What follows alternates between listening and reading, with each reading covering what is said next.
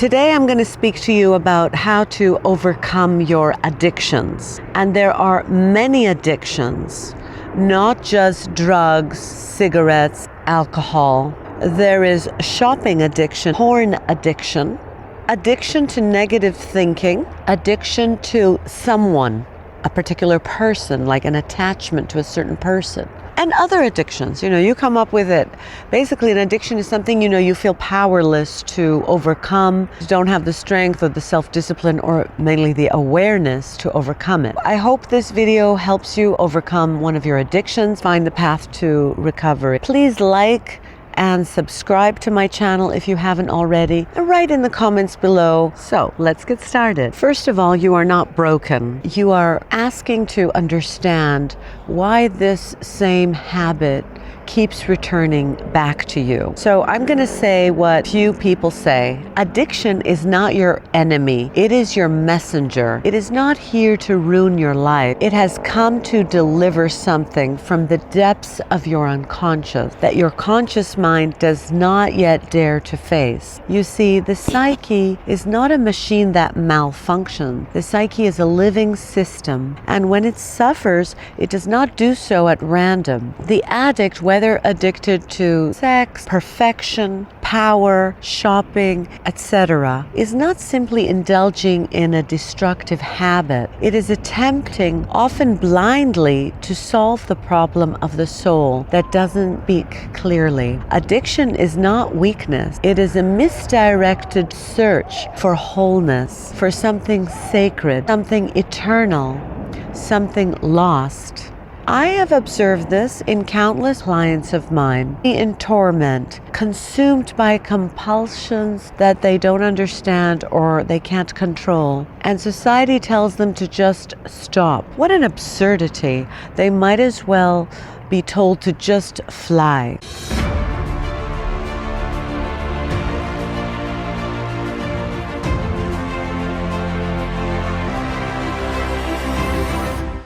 The compulsion is not a choice.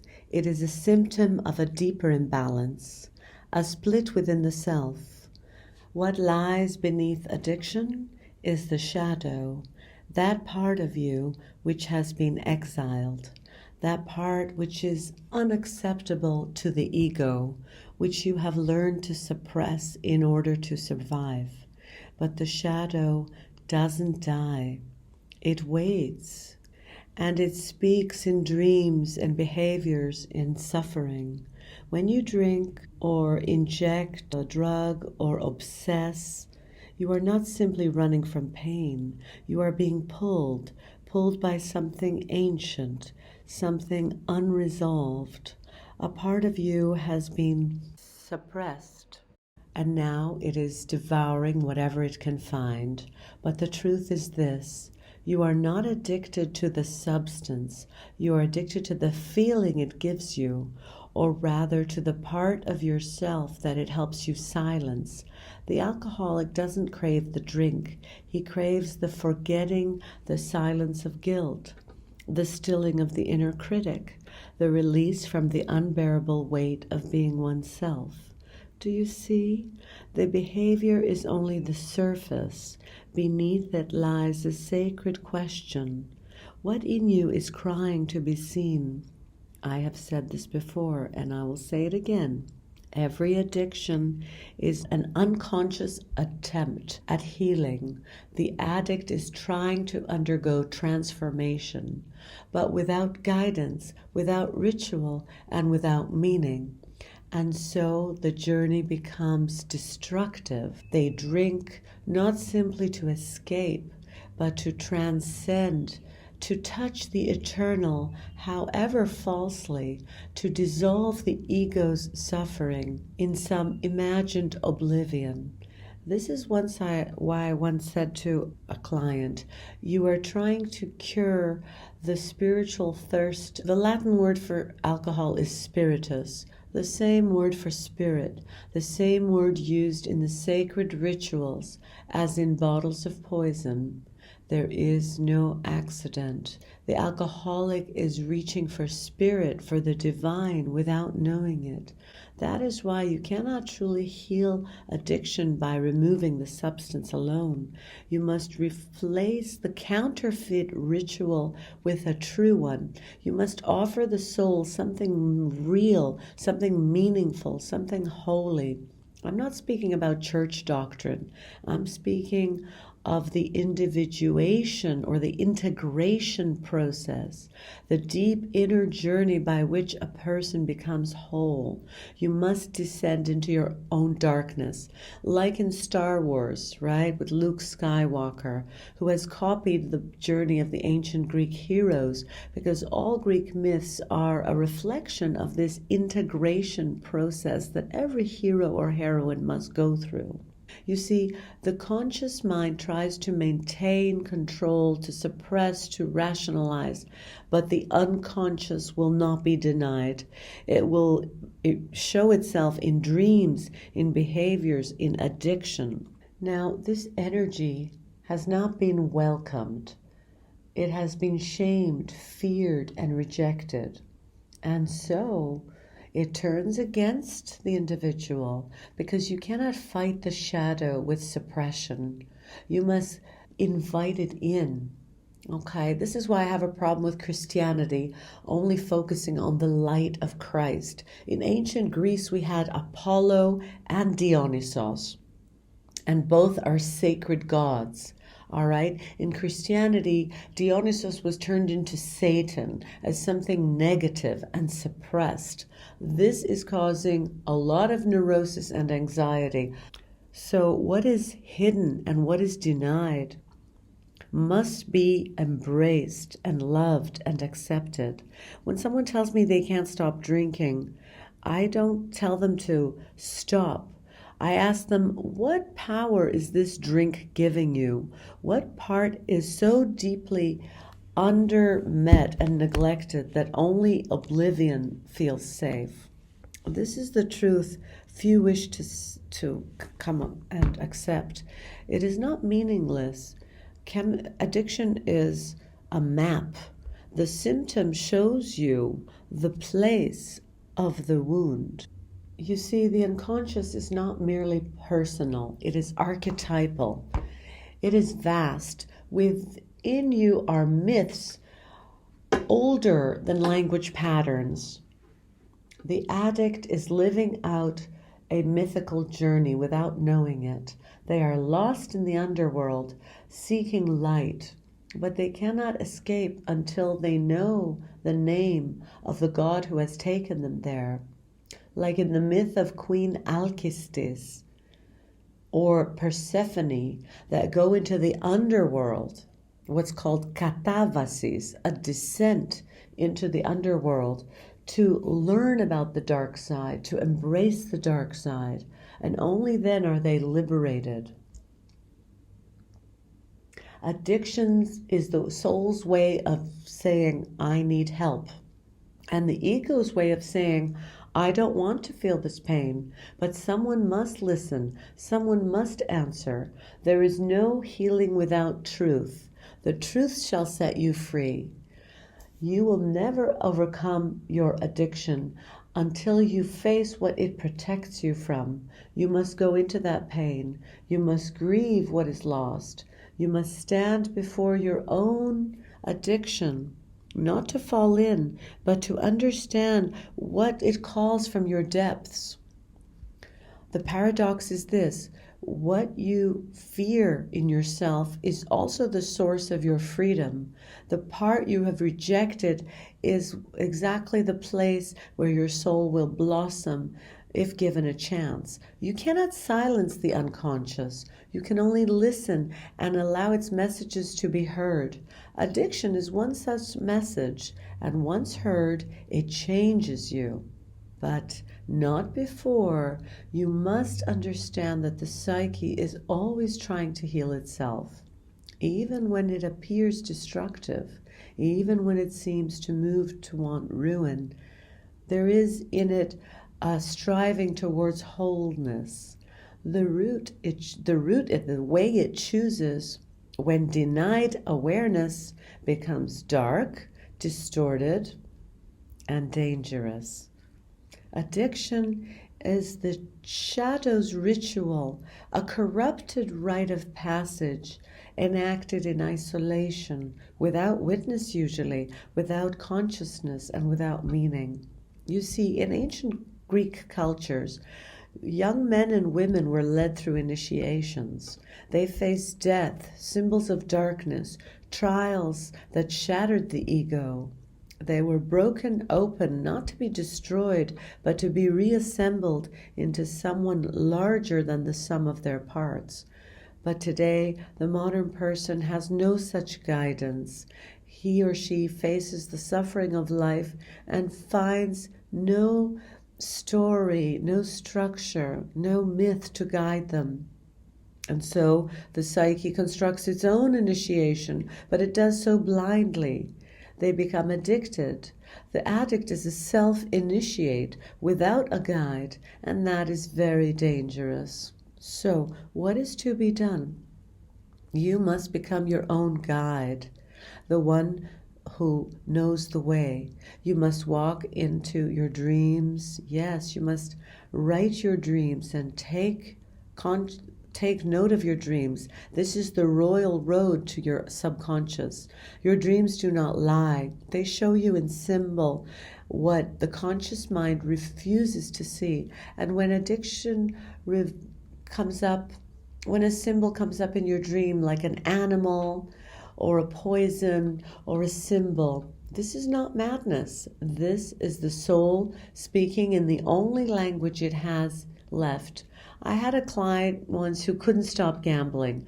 He had lost his family, his home, nearly his life. But in his dreams, he saw himself again and again at the table, cards in hand, money disappearing, always alone. And behind him, always behind him, stood his father, silently watching.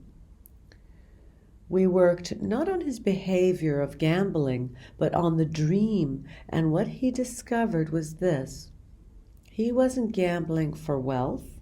He was gambling for approval, for love, for a voice from the past that never came. And the casino had become his temple, his altar, a place where he hoped unconsciously to finally be chosen. Do you understand? Addiction is symbolic. It is not about the thing itself. It is about what the thing means. Until you understand this, you will be addicted, for example, in relationships. You are not really addicted to that person. That is just a message from your subconscious of a deeper need to be chosen, to be appreciated. I must say it again. The moment must be witnessed, not judged, not shamed. So not analyzed into oblivion, but seen. When you bring light into a room that has long been dark, the shadows do not vanish all at once.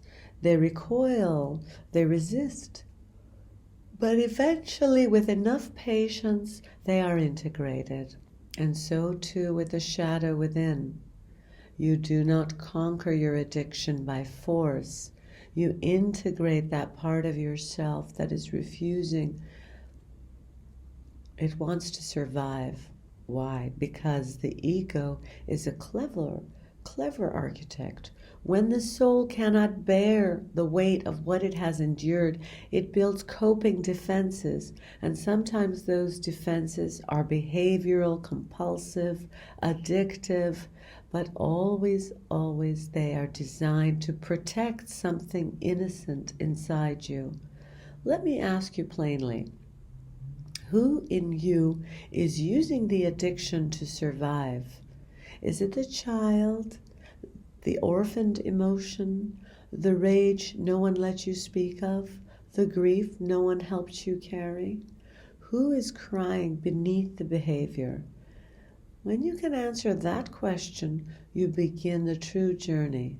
Now, you may ask, what happens if I stop, if I remove the substance, the behavior, what fills the void?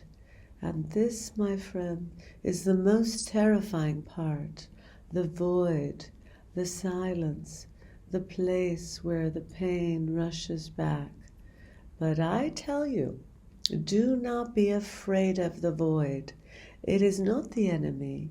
It is the womb, the same place where all transformation begins. The void is where the ego dissolves, where the old identity, the one built around pain, avoidance, numbing, falls away. And in that silence, the self begins to emerge. Now, do not mistake the ego for the self. They are not the same. The ego is who you think you are. The self is who you truly are, whole, timeless, vast. The ego fears change. The self demands change and transformation. The ego clings to an addiction. The self uses even the addiction as a doorway to awakening. I've seen this several times in patients or clients of mine in the past. They come weary, lost, ashamed, and yet within them burns a quiet ember, a whisper from the self saying, "There is more for you than this." That is what brings them to me. Not their self-loathing, but their hope. Hope is not naive. It is archetypal. It is part of the soul's wisdom that no matter how dark the night, there is a dawn hidden within it. But the dawn cannot come unless you face the night, not by medication or out-analyzing it. Just face it. This is what the addict must do. Not merely abstain, but descend. Not suppress, but inquire. Not run, but listen. Listen to what? To the voice within, the one that has been silenced by shame, the one that remembers who you were before the womb, the one that still believes you are worthy of healing. You may think that this is too idealistic. Let me tell you something. The psyche speaks in poetry, in symbols, myth, dreams, metaphor. That is its language. And if you do not learn it, you will never understand what your suffering is trying to say. So let me speak plainly now. As if you were sitting in my consulting and coaching room. If you're addicted, I do not ask you what you're doing. I'm asking you, what pain are you avoiding? What truth are you afraid to acknowledge? What child within you still cries? What part of you believes it is unworthy of love? These are not casual questions. They are sacred questions. They are the keys to the inner chamber, the place where your soul waits for you to return. And when you do return, when you meet yourself with honesty, with grief, with forgiveness, the addiction begins to loosen. Not because you fought it, but because you listened to what it was trying to tell you, what it was trying to protect. The psyche heals through conscious contact with contents of the unconscious. That is the way. So I leave you for now with this truth. You do not have to fear your darkness. You only have to meet it. And when you do, when you greet your shadow as a teacher and not as an enemy or a monster, you will find the addiction was not a curse at all. It was a calling. You have listened. Perhaps with trembling, perhaps with quiet recognition. You have begun to understand that the answer to addiction is not found in resisting the compulsion with brute force, but in entering into sacred dialogue with the self, the true self, the one who has been waiting patiently beneath the chaos of your behavior and the rituals of avoidance. Now I must take you deeper still, because once the shadow has been faced, Once the inner child has been heard, the grief named, the protector understood, there comes a silence, and in that silence, a new figure arises from the unconscious. It is not your old identity. It is not the mask you wore. It is not your own trauma. It is what I've long called the self, the center of the total personality, both conscious and unconscious. The divine image within many have misunderstood this. They say, "Are you speaking of God?" Yes, but not a God in robes and thunder and big beard. I'm speaking about the divine image that lives within the psyche. The self is not your ego ideal. It is not your fantasy of perfection. It is the wholeness of your being, even the parts you disown, even the pain you try to bury, even the weakness you call failure. All of it integrated, alive. And it is the self, numinous presence, that has been trying to reach you through the symptom of addiction. You must understand this. The self doesn't speak in the language of commands. It speaks in symbols and even synchronicities, chance behaviors, chance encounters. Addiction is a symbol of separation, a sign that something vital has been cut off, has been exiled, pushed into the darkness.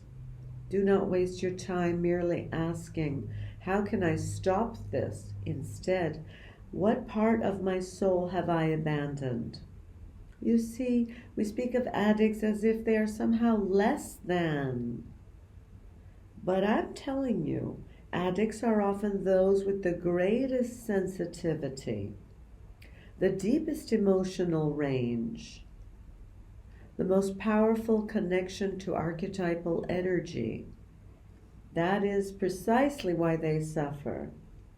Their unconscious is vast and loud, and yet they live in a world that offers them no map, no ritual, no mirror. But now you know the truth. The mirror is within the map. The map is the dream. The ritual is the act of turning inwards. You must become a participant in your own healing. This is where meditation is so useful. You cannot be rescued from without. You must descend into yourself. The gods once lived on Mount Olympus, but now they live in your unconscious, waiting for recognition. Take, for example, the wounded healer.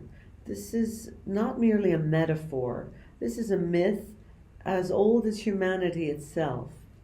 The one who suffers becomes the one who guides, but only if they do not run from the wound, only if they enter it, learn from it, and offer it lessons to others. I have said it many times. You are not what has happened to you. You are what you choose to become. And that choice begins the moment you realize the addiction was not a detour. It was a part of the road. Ah, how the ego despises this. The ego wants to believe that it can control everything, shape everything, triumph through effort alone. But the self does not demand control. It demands surrender to the truth. It does not ask for perfection. It asks for honesty. So let me ask you as plainly as I can. What truth do you fear most? That you are hurt? That you are angry? That you need love? That you are terrified of being truly seen? Bring that truth into the light. Look it in the eyes. Name it. For what is named becomes integrated, and what is integrated loses its power to destroy. You do not need to be perfect to be whole. You only need to be real. This is where many people falter. They believe that healing means becoming pure, becoming strong, becoming someone who never makes mistakes again. But this is the lie of the ego. The self is not the pure. The self is complete. And to be complete is to be human. Messy, complex, scared and scarred and sacred. You ask me, what replaces the addiction? I'm telling you now, with deep meaning. Meaning replaces addiction. Not duty, not willpower, not even happiness. Meaning, what gives your suffering shape? What makes your story a myth, not just a tragedy? What task, what calling, what act of service arises from your pain? Until the psyche has meaning, it will create compulsion, because the soul cannot live on emptiness. And in the absence of meaning, addiction becomes a substitute for initiation. So find what matters. And I do not mean what is fashionable. I mean what burns you in quietly or fiercely. A cause, a craft, a prayer, a poem, a relationship. Something that says to your soul, this is why you are here. The addiction will not disappear in an instant. The old patterns will beckon. The pain will whisper, but you are no longer unconscious. You now know who is speaking. And when the voice of addiction calls, you will answer it not with obedience, but with dialogue. You will say, I know what you want, but I will find it in another way. This is maturity. This is power, not to suppress the inner world, but to live in relationship with it. I tell you, your addiction is not your final identity. It is your chrysalis. And you, yes, even you are capable of transformation. But you must choose to awaken. The self has always been calling. You have heard me speak of shadow and self, of wounds and symbols, of descent and possibility of return. And now we must speak of what lies beyond the fire, of what life might become after the compulsion fades, after the drink is set down, after the body no longer trembles from withdrawal. For that moment comes. Yes, it will. But what will you do with it? You see, many fear that without the addiction, they will become nothing. They ask, who am I if I'm not this pattern of shopping, of smoking, of craving? It is a terrifying question, and it is also the threshold of rebirth. Because what they are really asking is, can I live without this identity I have wrapped myself in? And I'm telling you, you can. You can have a new self, but the new self will not be the same as the old. You will not return to the old self. The old self was too small. It was constructed to survive, not to flourish. But the new self, the integrated self, has room for truth, for beauty, for power, for vulnerability, for contradiction.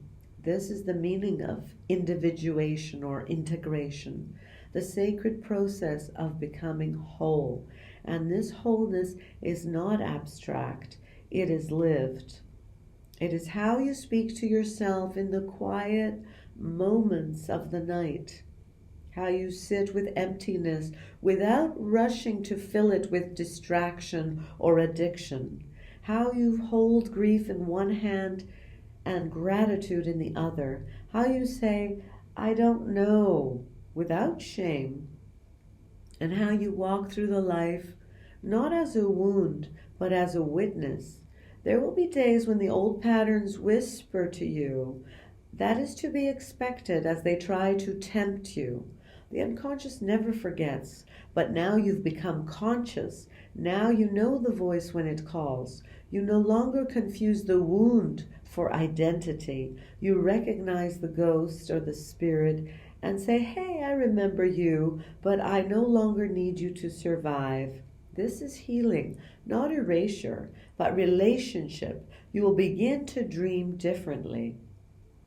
The symbols will shift where once you saw monsters, now you may see guides. Where once you drowned in alcohol, now you walk to the shoreline. Dreams are mirrors, and as your inner life transforms, so too will the reflections you receive. And then, quietly, something remarkable happens. You begin to sense calling, not in the grandiose sense, not necessarily to become a prophet or a healer, although you may, although perhaps in your own way you are both, a healer, a prophet, a coach. You are called to embody your own meaning, to live in alignment with truth and depth, with kindness and courage. Do not keep your healing to yourself. The one who has walked through the addiction and emerged into consciousness holds a rare medicine, not perfection, but understanding. You know what it means to lose yourself. And now you know what it means to find yourself again, to remember yourself, as Plato would say.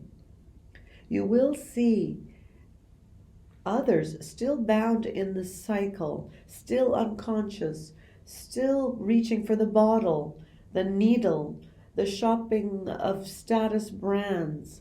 They are you from another time. Offer your presence, not your superiority. Offer your truth, not your doctrine.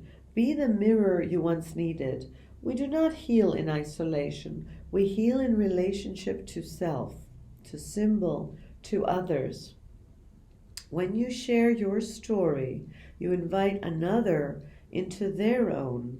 When you speak without shame, you silence the tyranny of secrecy. And when you love yourself as you are, you teach others it is possible. Now I must say something that may surprise you. The self, the great archetype of wholeness, does not care whether you are perfect.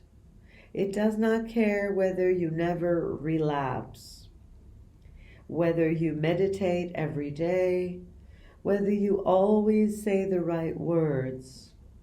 The self cares that you are awakened, that you are honest, that you are listening to your dreams, to your body, to the symbols that arise each day through synchronicity, in small and ordinary moments of conversation, a tear, a bird outside the window. These are not meaningless. They are messages. Life is always speaking to you. The question is, will you hear it? Will you appreciate it? When you do, when you live from that place of inner listening, you become a different kind of being. Not controlled by fear, not driven by shame, but animated by meaning. You may not realize this now, but the journey you have taken from compulsion to consciousness is the hero's journey, as in all Greek myths. Yes, yours. You descending into your own underworld. You faced the dragon and learned its name. And you returned not as a savior, but as one who knows the truth. The truth is simple, and it is sacred. You are not broken, you are becoming, and everything you thought was failure was really an initiation. Addiction was not your ending, it was the dark womb of your beginning. So go now, from now on, dream from this center, create from this center, forgive from it, and when the shadow returns, as it will do, Do not panic. You now know its language. You now know your own. And that, my dear friends, is freedom.